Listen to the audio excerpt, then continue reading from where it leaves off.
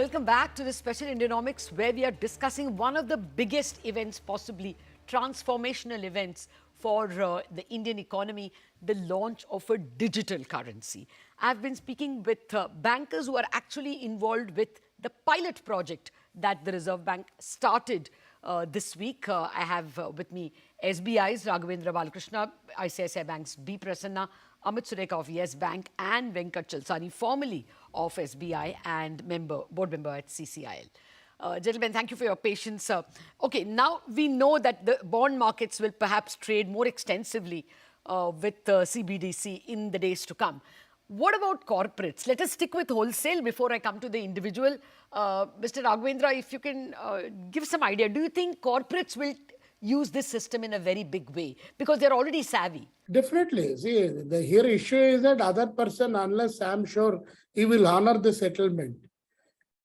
Likewise, we have so many limits with corporates. For example, I'm heading corporate accounts group also right now. So any corporate, when we are dealing with, we allocate some limits. So as a certain process of assessment, we can give some limits to them. They can trade. And more good thing is, if it is somebody, and if I want to do it, a cross-border also can be possible down the line, provided their rupee is funded here. And it is T+0. Do you expect that corporates will take to this like fish take to water? Okay. So, Lata, I think your second question first. I think the motivation for CBDC world over has been broadly cost reductions and increasing efficiencies, shifting to a cashless economy, possibly easing cross-border flows, easier remittances, and an alternative to private cryptos or stable coins at the end of the day. I think this is RBI's answer to stable coins. Now, if you look at the discussion paper released by RBI, it is clear that CBDC will have sovereign backing, but banks will continue to do the servicing and distributors will be involved in the issuance and distribution of CBDC. And if you really see the entire system, you see banks are in the middle. With RBI on one side and customers on the other side. And the customers on the other side could be corporate customers or it could be retail customers. And for centuries, we have all been taught that a central bank is a banker to a banker and is a banker of the last resort. So according to me, this disintermediation that you seem to be alluding to is possibly not in the minds of Reserve Bank and let alone any central bank for that matter, because banks are the ones which are doing KYC, AML, etc. So the entire option of converting currency to digital CBDC is, according to me, only going to be given to retail individuals when actual physical issuance of cash is concerned, or it is going to be given to banks which are already having a current account with Reserve Bank of India. When it comes to corporates which are having a bank balance or which are having, I don't think this is going to be an option at all, because I think it's quite clear that the discussion paper also points out to the fact that they don't want to be disintermediating the banking system. And if you look at the narrative globally about how CBDC is developing, all the central banks have been saying that we don't really want to disrupt the banking system and we don't really want to go that route because the banking system is performing a role. And okay, you might argue that, okay, are they being paid enough or are they being paid too much for playing that role? That's something only time will tell. And, but I don't think that role itself is up for grabs. That too, especially a central bank coming in and playing that role. I don't think that's going to, happen. Just quickly, Lata, on the issue of the CCIL and other point that you spoke about.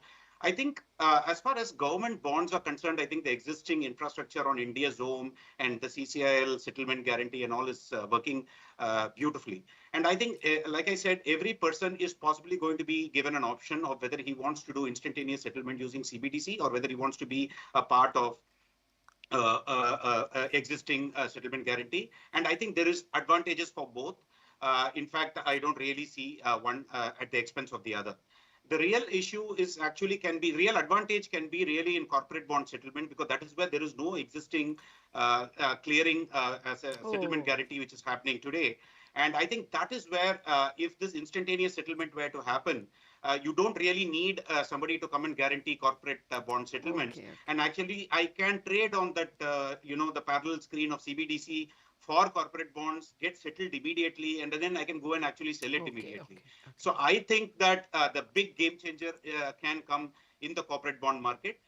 Maybe not in G6, and definitely I don't think on the entire customer balances that you're talking about. Okay. All right. Got that. Yeah. I don't think the Reserve Bank also wants to open accounts for, 1.4 billion Indians. I don't think they are interested in getting into the retail or in any way disintermediating the banks.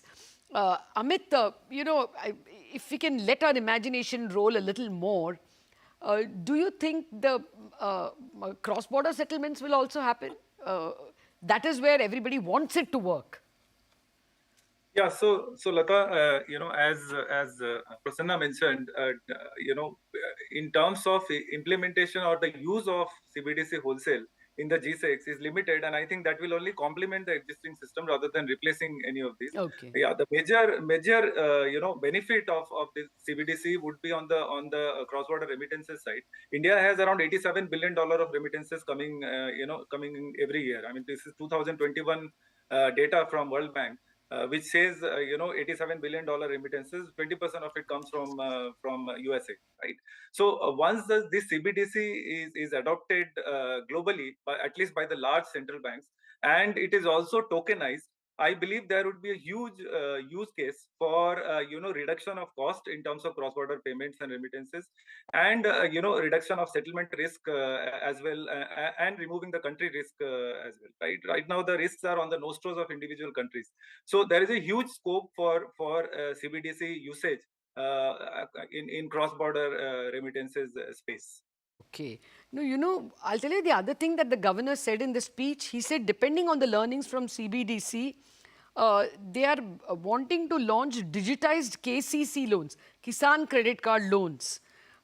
So they are looking at some kind of a retail use for Kisan credit cards. I'm not able to figure it out. Venkat, anything you can add in terms of future use cases? One of the things I would just want to bring some clarity basis the concept paper which has been put in by the RBI is that the issuance is going to be a hybrid model. It's going to be both direct and indirect.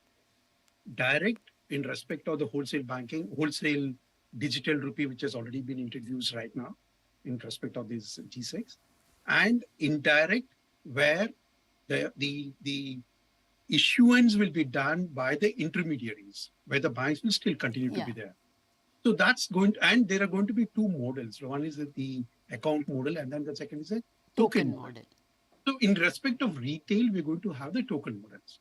So let us be very clear, Lata, that even in respect of 1.4 billion people, it can be, CBDC can be used in the form of tokens through intermediaries and by the RBI as the main issuer.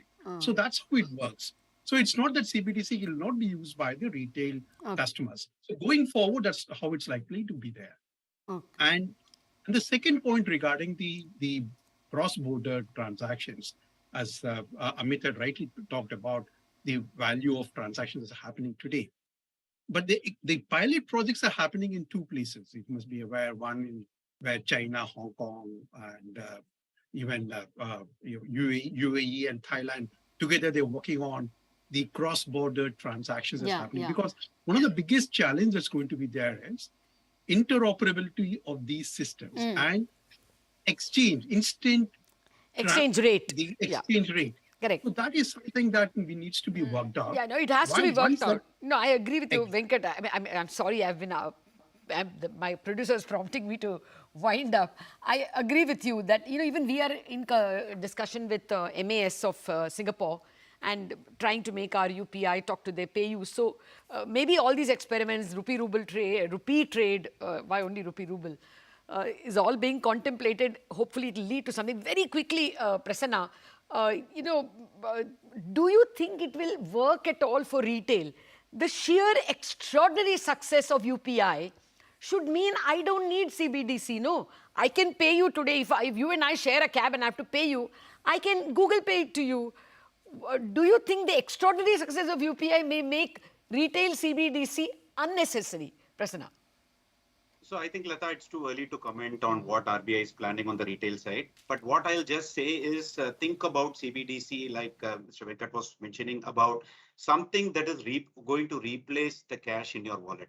If you are a person who are using cash and you are willing to look at it from a digital form, that's going to help you convert that hard currency cash that you are carrying in your pocket, and you will be possibly given CBDC through intermediary like your own banking app and things like that. So when it's like saying that when you draw cash from your banking account, your bank will be debited and you will get that hard cash in your hand. Similarly, when you do this transfer, your bank account will be debited and your CBDC account with that with RBI will get credited. So it's only replacing the cash that you wanted to hold in the first place and does not look at replacing the deposits in any case.